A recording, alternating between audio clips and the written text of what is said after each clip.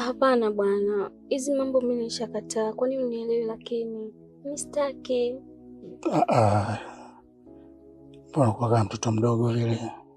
Ni kitu gani ambacho ukijui? Wewe kila siku tutakuwa tunaongea kitu kimoja hicho hicho. Kwani ukinibless hapo utapata shida gani? Hata kama, lakini mimi nishakwambia nalinda heshima yangu. Yaani mtaani kote hapa wanatujua. Ikatokea mtu amepita bahati mbaya ametuona kwenye mazingira kama haya. Italeta picha gani? Mimi hapana. Kuwa na amani. Gari yangu mimi na tinted. Na hakuna mtu yote ambaye anaweza katuona akiwa nje. Huko lodge unako kutaka wewe ndio hatari zaidi. Si unajua ni mke wa mtu. Ukionekana itakuwa haipendezi.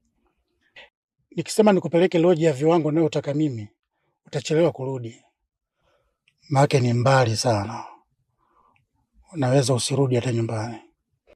Ni bora uni bless tu mimi tumalize chapu. Alafu mbona mimi sina mambo mengi? Kisinza hapana bwana, hapana. Mimi mambo sijazoea tena kwenye gari. Mimi utanisamee kwa kweli babangu. Usiwaze bwana, utazoea. Nitakufundisha taratibu. Hapana bwana Kisinza, usifanye hivyo. Kisinza, usifanye hivyo please.